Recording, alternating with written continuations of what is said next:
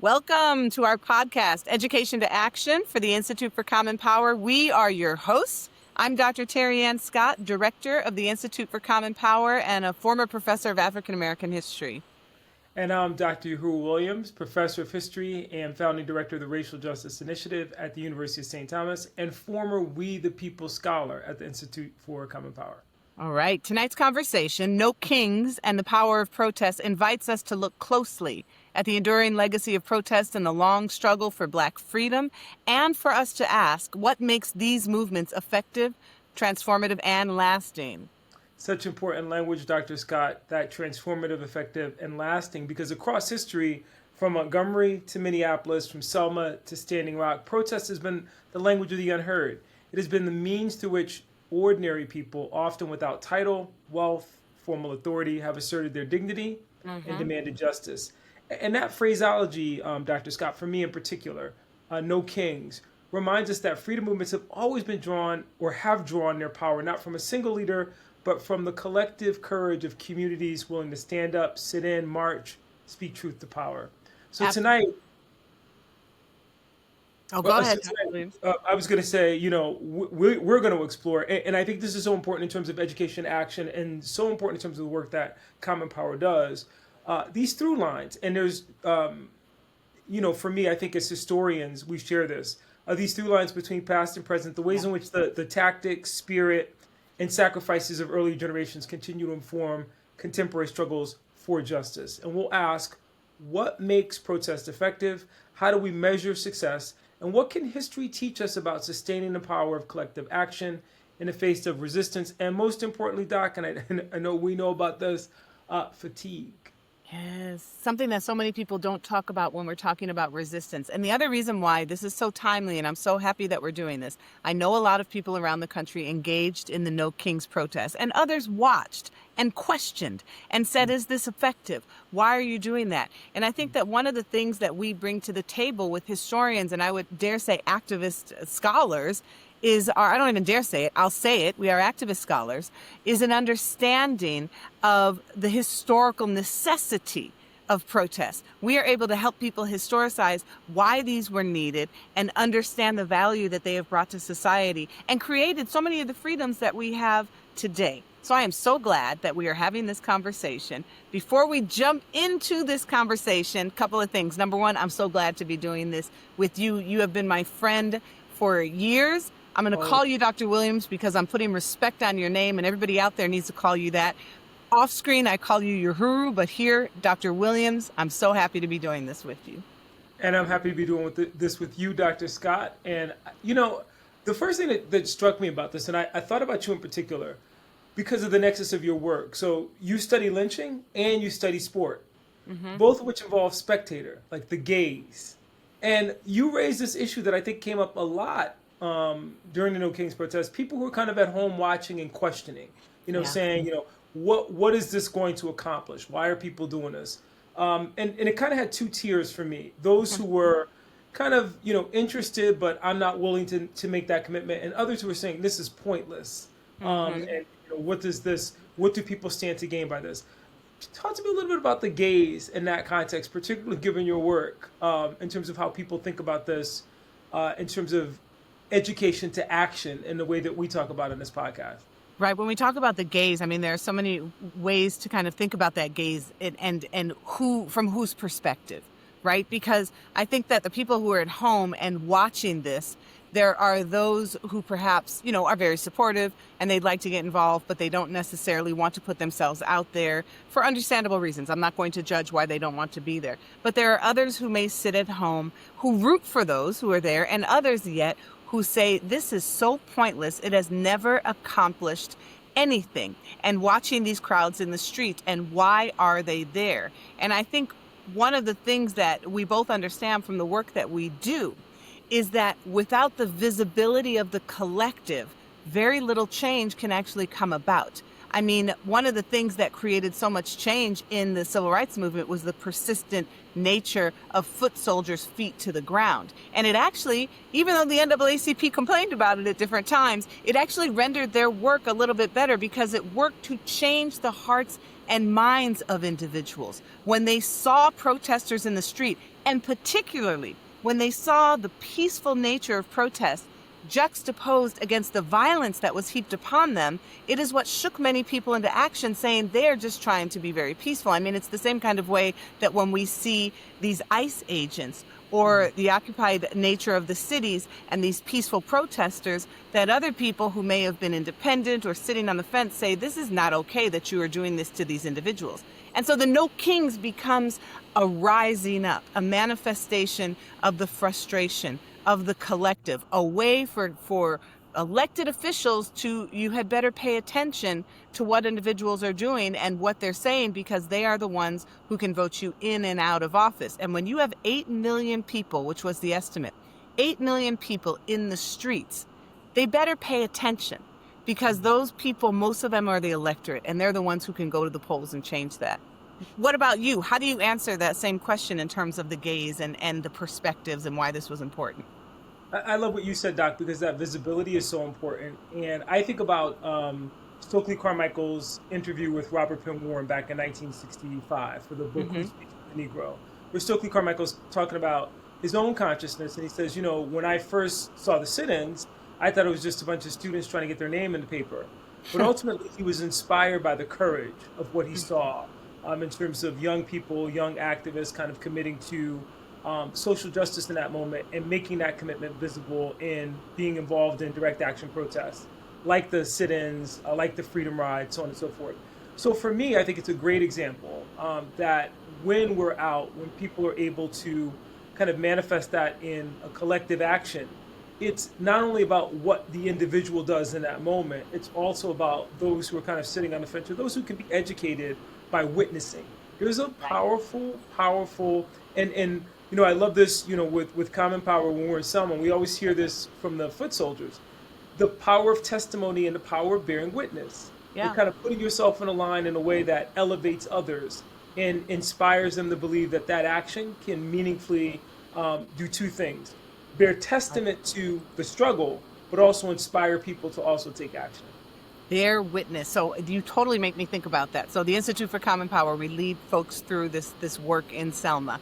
And lately, one of the things we've been talking a lot about is the teachers movement. It's called the Forgotten March. And so on January 22nd, 1965 in Selma, a group of 105 K through 12 educators left their classroom abruptly. They walk outside, they walk half a mile to the Dallas County Courthouse, and they attempt to vote. It was almost every single educator in that city, black educator. And as they marched, you know who lined the streets to watch them?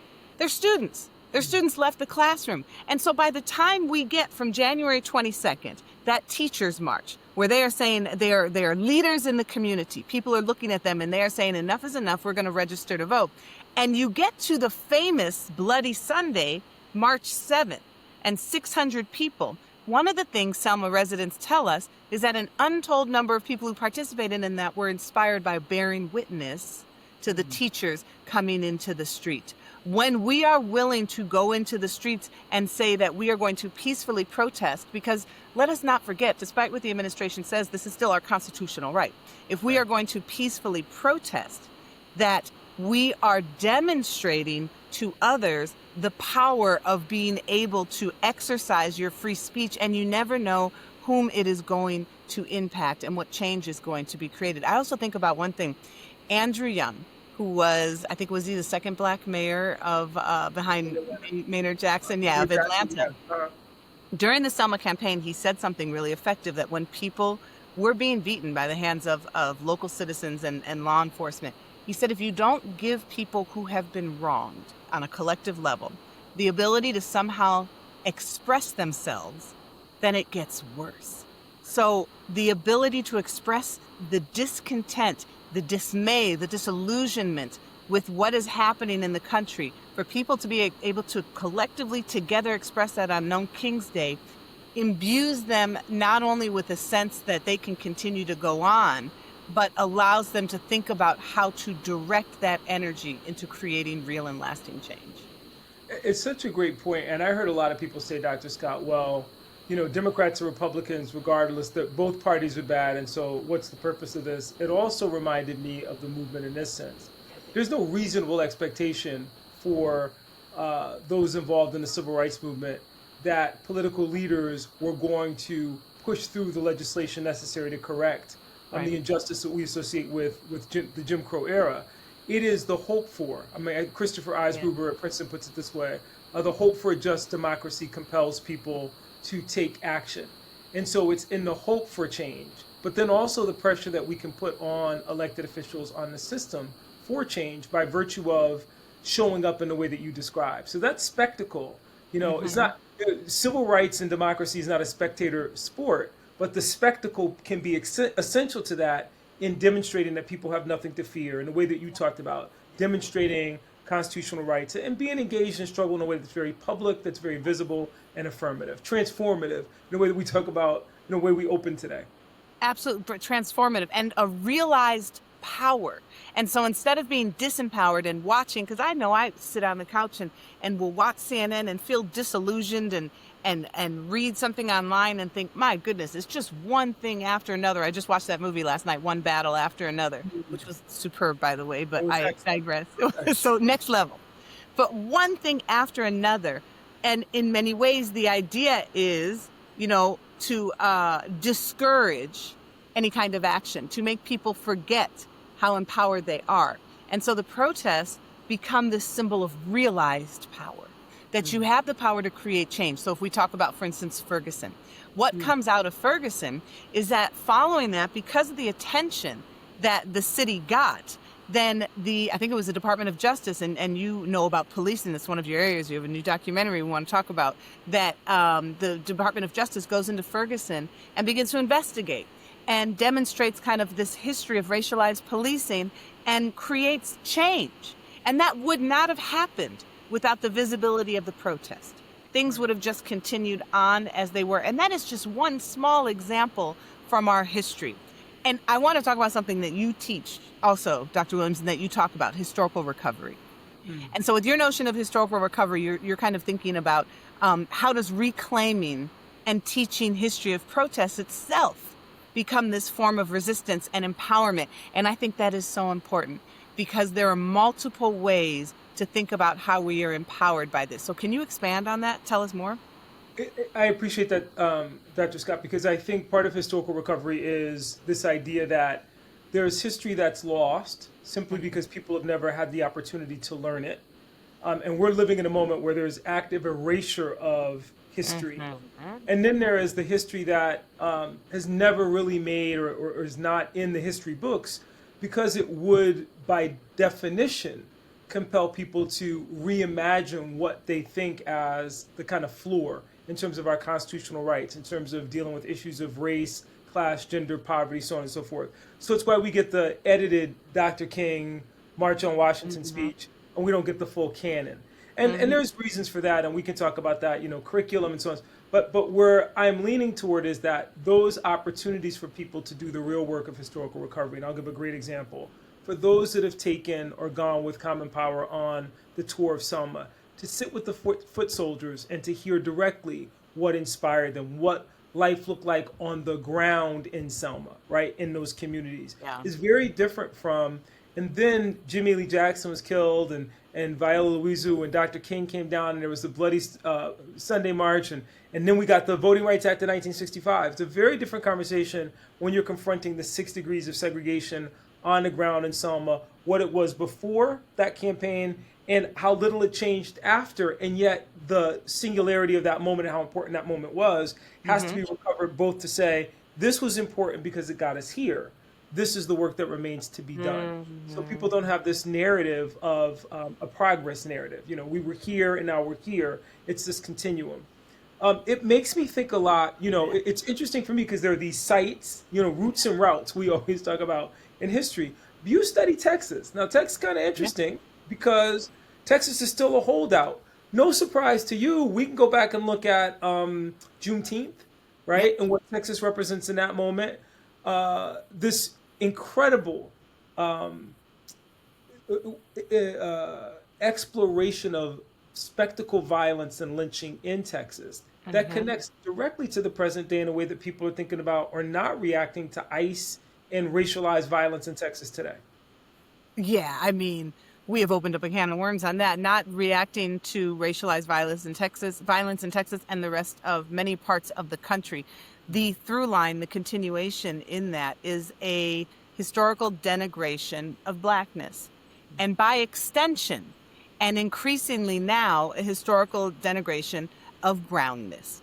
And the Mm, ability to, for some groups like the administration, like white supremacists, and we have this rise in this, to really other individuals and create in opposition to whiteness this down, this level of people who are downgraded and you are better than them and they are trying to take everything that is yours.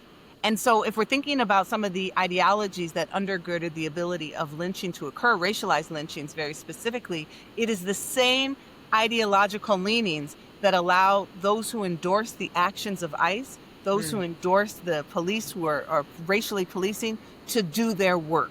Because there is an automatic notion that people of color are less than and that they are invading a space, taking what rightfully belongs to certain people. And the people who believe that it by default should belong to white people. Now, if I had said this 5 years ago, more people would dismiss it and say whatever. But now I, in many ways, am just repeating almost verbatim in some ways what some highest officials and elected officials are just being very honest about at this point. We keep seeing on the news those who are saying this is a country for white people, who have swastikas embedded in their flags, who are speaking about these kinds of ideas of white supremacy. And you know what? I'm going to tell you straight up, Dr. Williams, it's frightening. I'm not going yeah. to act like because I study it and write about it and have been immersed in it that it's nothing to me. It actually scares me because when you have this ability and the visibility and the impunity with which people engage in this kind of rhetoric, it's more than rhetoric. It is becoming policy and it is Mm. becoming problematic and it is impacting people's lives. So, we have to be a brand of hope. So I want to talk about what to do about that. But what do you have to say about that? Well, you just reminded me of something that's very important that we were involved in together. It's one of the reasons why a couple of years ago when we were talking about Florida, Mm. and you said no, no, no. We were talking about a teach-in, Hmm. and Which we one did. of the first, which we did, and the Yep. conversation was around Brown, and I think it was floated at least initially among those who were talking about going to Florida, and you insisted that we go to that space. Like some of us were like, well, we could do it virtually. And you said, no, no, no. There's something important about place, right? Right. I think that when we lean in, as we think about leaning into this idea, this notion of space, that going to those sites is important because we don't build monuments to a dead history. We build monuments and we revisit sites of trauma so we can think concretely about how we correct that in the present because that cancer is metastasized.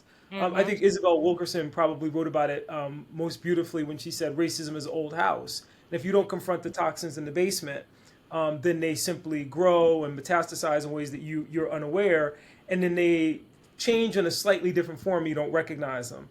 I love what you said because I'm watching J.D. Vance and Vivek Ramaswamy and others dance around this issue, who Hmm. are involved in and are them J.D. Vance being married to a woman of color, Vivek Ramaswamy is a person of color who are now navigating this notion that I'm sorry, you didn't realize that white supremacy really meant white supremacy. So Right. when you name it in that way, 5 years ago, like you said, people would have run away from that conversation. But those are monuments. Those Confederate monuments were monuments to white supremacy. This Hmm. imagined America and this American dream that you have that we've made ecumenical also has this white supremacist cousin that they mean to maintain at all costs, which I think is very important in this moment to kind of name that. I want to ask you this though. This has been on my mind for a while, Okay. All right. and it's about these symbols. Many protests today are fighting over symbols, statues, flags, school names. Do you see an evolution of protest strategy, or this is a form of distraction? Like, is it like in a way? And a lot of this it revolves around what we saw a couple of years ago when people were taking down Confederate monuments. Yeah.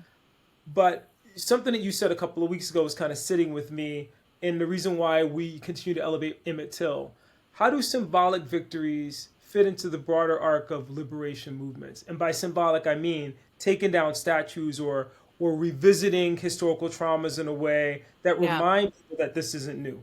I don't even think it's symbolic. I think that there is something that is really palpable about those kinds of victories. Because what are we just seeing? You're talking about these Confederate statues.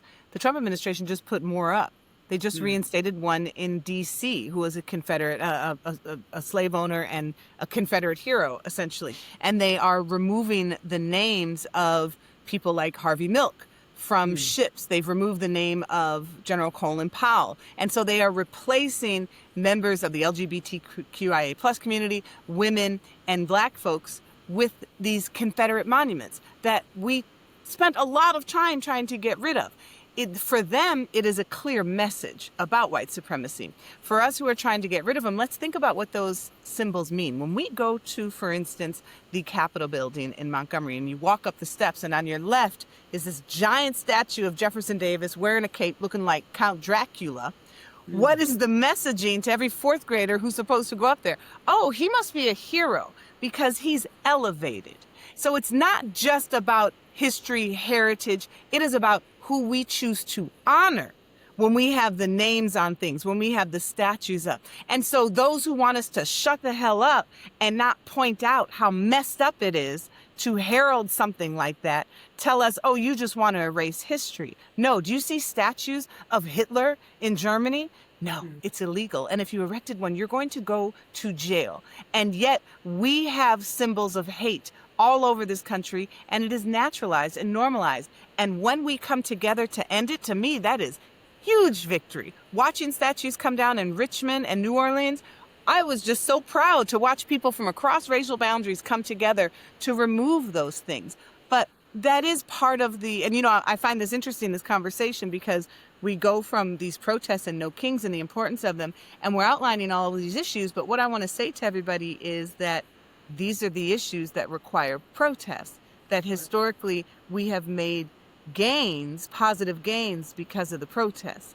But I ask you, related to those symbols, what are your thoughts? Because that used to be a conversation we had 10 years ago. And then we had the conversation again in 2020. And now we're having to have the conversation again. Why? We're having it again, and I think, partly because history doesn't repeat itself, it echoes. And those echoes reverberate in ways that if people aren't careful, they miss. That powerful articulation that you gave about monuments just a few moments ago, I will not say his name, but we're just watched this play out after the assassination of a prominent right-wing pundit. Yeah. And so there's a through line in the way that you described it, from Jefferson Davis's cornerstone speech through to the ideologies that have been promoted, that were promoted by this individual and embraced by a large part of that base. So when we talk about the historical vibrancy of the cancer that we call white supremacy, we as the young people say, we have receipts. So we can literally draw your attention to the language in these documents, and for people to be able to see those through lines. So for me, those monuments become, and we're watching this now, the memorialization of this individual in a particular way to reify and elevate a message of hate, exclusion, racism, and the denigration of individuals in a way that, again, encapsulates everything that we've been talking about. And that's why the pushback against No Kings, when people question why be out in the streets, it's not that I'm not sensitive to the argument. It's that I'm saying, as you said earlier, quoting Andy Young, people have to have a way to push back. And part of that is saying, we say no to this. And in the same way that people needed to show up at the turn of the century when they were erecting those Confederate monuments. Yep. So there's a testimony at that time that says, we see what you're doing. Yep. It's wrong, it's immoral, it's unconstitutional, it's unfathomable, and we bear testimony to that in that moment, and we celebrate those people. We need that today just as desperately. And we say no to this. You phrased it perfectly. The No Kings is an expression of we say no to this. And what is this? Well, this becomes this historical parallel that looks a lot like some of the broader campaigns in like Albany, Georgia, and Birmingham, Alabama. It's not about a singular thing. It's not just about buses. It's not just about trains. It's not just about lunch counters. It's about every damn thing that's being attacked. These No Kings protests that we saw across the country, we say no to a king because the king has done this, and this. Several of the things which you and I just outlined here. And we haven't even gotten to the unseating of government workers and the complete dismissal of the ways that this is impacting their lives, to the ending of SNAP benefits and the ways in which these politicians are trying to cast SNAP benefits, just like Reagan did, as something wholly in the domain of black single women, when in fact, white people are the largest recipients of SNAP benefits. No Kings is we say no to all of these things, and we are going to attack all of these things to create lasting change. Couldn't agree more. I mean, I saw a statistic today: 9% of New Jersey's population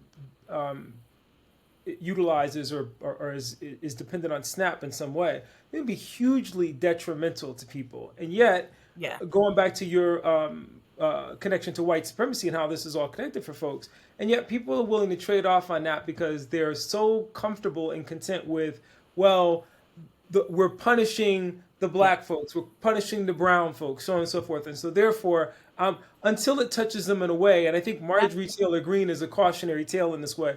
Far be it from me to celebrate Marjorie Taylor Greene, but I will say, you know something's happening when we're speaking well of her, right? Absolutely. But her pushback to me was interesting. It's kind of like she is also saying, "Oh, I didn't realize the train ran through this station too, and it was going to touch me in a way that it has." Right. And yet, whether they know it or not, like the terrible football coach who's turned senator, Tuberville, what's his name? Yes. Tommy, yes, is now trying to promote this racist narrative as late as just yesterday, when I'm sure he knows the truth, but it serves them better when they can continue to demonize and other people of color. And so that's what they're pushing. Okay, so we are kind of coming to the close of our time. Two things. I want us to think about kind of what do we do with this, but also there's no way I'm going to let this go without talking about Dr. Williams, who has just put out through PBS an incredible 3-part series that we're going to host a viewing of on policing in Minneapolis. Can you please talk to us about that a little bit? Thank you, Dr. Scott. It's called the Minneapolis Paradox, and it looks at the history of policing from its historical roots. We're talking about historical recovery through the present. But what we try to do is, most people labor under the assumption that the Minneapolis reckoning came as a result of the murder of George Floyd in 2020. And we begin there, but we go all the way back to the inception of the department in 1867, and we trace the history of policing in this community, the rise of the police union, which began in the early 20th century as a movement to give police workers rights, that then ultimately morphed into this bruising political force, elected a mayor named Charlie Stenvig in the late 1960s into the 70s, and that actually became so involved in politics that it was dictating policy, which made communities of color, specifically black and brown communities, black and native communities, over-policed and underprotected. And so that's kind of the central theme of the doc. And we're really excited. Some of the feedback we're getting. One of the stories that we tell is that a lot of people think the first time an officer was held accountable for the killing of a black person in Minnesota was George Floyd in 2020, thanks to Keith Ellison. The first time we discovered was in 1899. It was a black woman named Ophelia Rice who had come to Minnesota on the Underground Railroad. She was assaulted after a white officer on horseback. So when we say, history, the echoes, assaults her after he attempts to detain her daughter and her daughter's friend, who he sees carrying firewood, and says, "Where'd you get the wood?" And the girls refuse to tell him, and so he tries to take them in. I mean, the echoes are really powerful. So we tell her story, among others, simply to help people, understand, again, what we've been saying all along.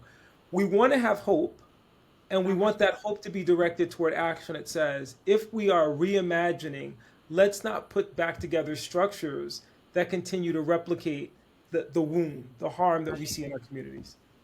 That is, I've watched some of it, and I'm going to watch the entire series, and we are going to do a showing. So stay tuned to everybody. Deepest congratulations. It's Thanks, with all the other things you do, and you made that come to fruition. I mean, you are just brilliant. You're incredible. Well done. Appreciate that. Thanks, Doc. Yeah, absolutely. And thank you to everybody for joining us for this episode, No Kings and the Power of Protest. So what we explored tonight reminds us protest is not a moment. It is a movement. It is a continuum of courage and strength that stretches back from enslaved individuals to what happened in the streets just a couple of weeks ago. And it does create lasting change. It is an expression of the collective, and peaceful protest moves mountains. So thank you, everybody. Some last closing words? Education to action. That's how we build movements. That's how we build sustainability. We will see you next time. Dr. Scott, always good being with you. You too, Dr. Williams. See you next time.